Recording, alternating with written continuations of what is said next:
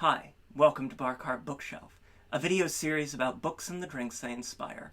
My name is Elias, and today we're talking about The Veiled Throne and Speaking Bones by Ken Liu.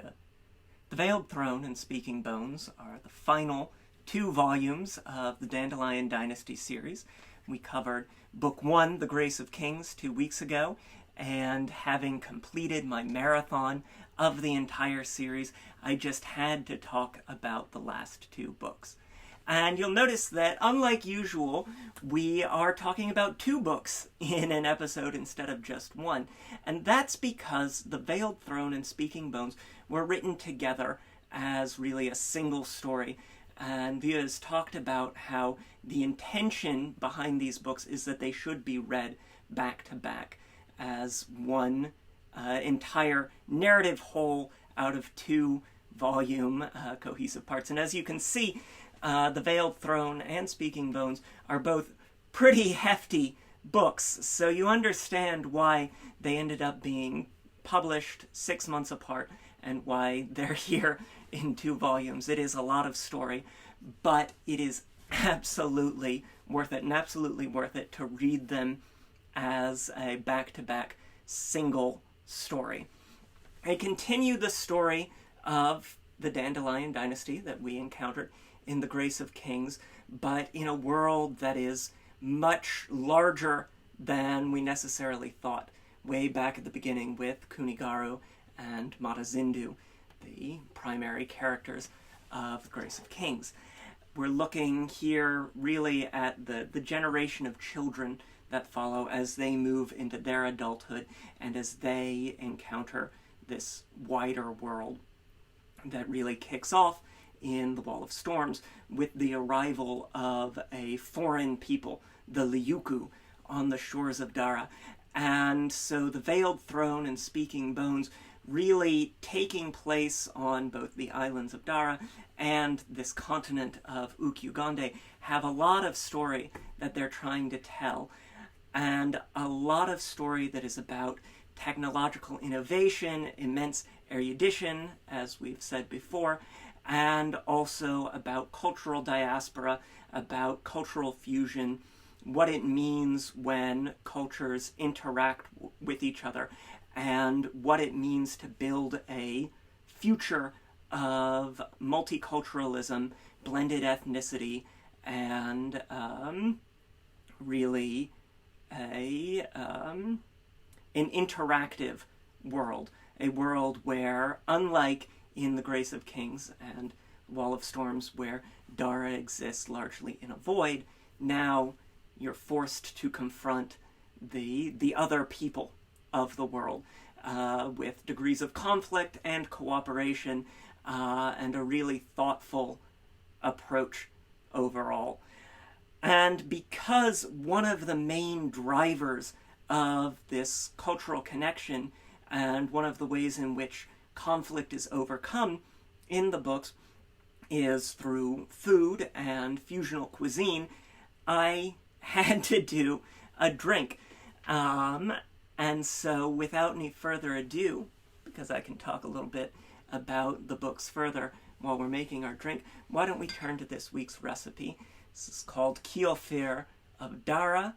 It's named for the sort of fermented Garanoffen, the Liuku, these foreign people. They have these fire-breathing mammalian flying creatures called Garanoffens, and they produce a cultural beverage of fermented Garanoffen milk that they call Kyoffir.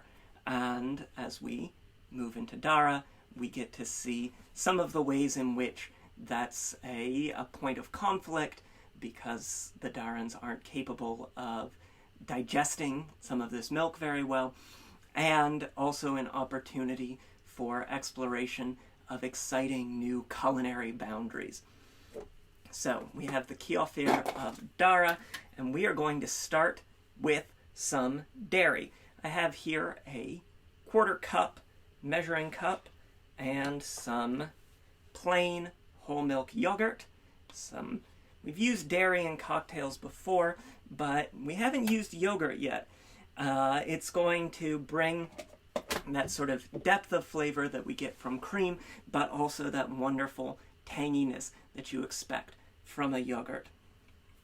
And then, to bring our alcohol into the situation, we've got a wall of storms, so we've got some hurricane-proof rum.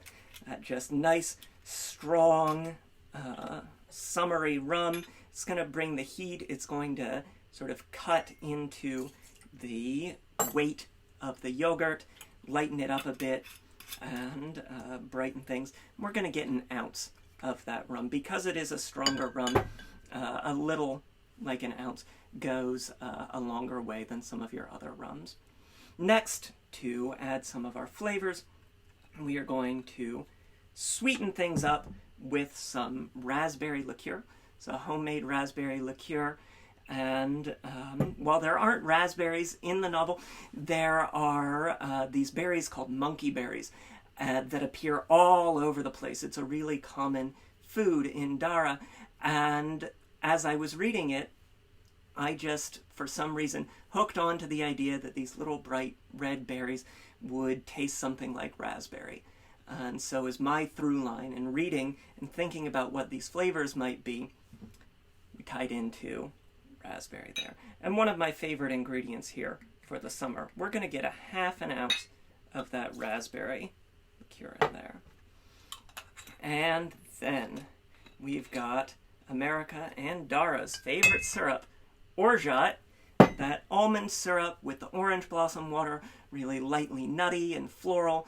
The floral motifs appear throughout the entire series, these sort of 100 flowers of Dara, and of course the titular Dandelion Dynasty. And we're going to get a half ounce of the orgeat in there as well. So we think about the fusional cuisine. One of the best parts of these two books is at the end of Veiled Throne, about the final third, really. There's a step back from these grand conflicts of nations and kings and emperors, and we look at a competition between two restaurants in a sort of secondary town, sort of the Boston of Dara, as they compete to be the best restaurant. And so amid that competition, we get to see this mirroring of the larger conflicts, but in a much lighter and more pleasant sort of context. And it's a real breath of fresh air that gives you sort of the stamina to deal with some of the really more difficult aspects of this cultural interaction that we're having, and to think about the ways in which hospitality and coming together for a good meal is really something that is both a source of community and can be a source of conflict. Plus, who doesn't love cooking competition shows?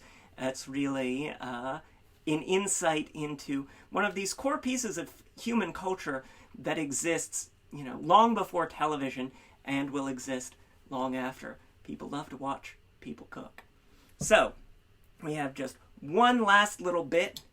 Gonna bring some fire in there with that hot pepper tincture that we like, and I am going to measure this over my jigger so that we don't spill any extra, and just get a bar spoon of that in there. You're going to feel a little bit of that on your tongue, a little bit on your lips.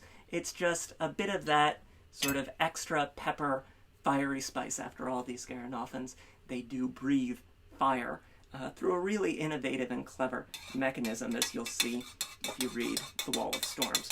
We're going to stir that just a little bit to help break that yogurt up. Wonderful. Set our spoon aside and get our ice. I'm going to get a good number of ice cubes in there because you do have a slightly thicker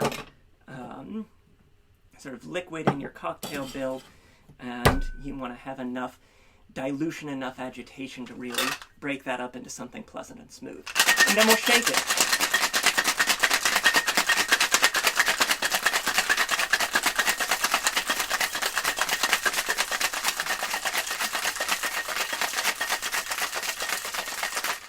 There we go. Nice and frothy and frosty. Get that off there. And take our hawthorn strainer to strain into our cocktail glass. Wonderful, wonderful. Get that there. Sort of berry brightness, the floral nuttiness of the orgeat, that little bit of heat from the hot pepper, and you have something that's a real dynamic and exciting blend of different sorts of cultural ingredients all coming together into a cohesive whole. So, there you have it. That is the Kyoffir of Dara in honor of the Veiled Throne and Speaking Bones by Ken Liu. The entire Dandelion Dynasty series is available now. I cannot recommend these books highly enough. They are books of tremendous empathy, action, erudition, and a real historical and cultural awareness that makes it just as epic fantasy can be. Please read these books because I love to talk about them. I love to do things with them. I love to celebrate them. And I am so happy that I got to see this sort of absolute on both feet sticking the landing of the series. Try the drink. Let me know what you think. Hit the links down below to the publisher to snag a copy of Veiled Throne and Speaking Bones, to the Boston Shaker, where we get all of our tools and ingredients that we use here, and to Twitter and Instagram, where there's always a written version of this week's recipe. We have got something exciting coming for y'all later this week as we celebrate our 1-year anniversary of Bark Heart Bookshelf, so keep an eye peeled for that. And please remember to like, share, subscribe, tell your friends, make that algorithm work so that more people can find out about the cool things that we do here at Bark Heart Bookshelf and the great books that we celebrate. And until next time, cheers.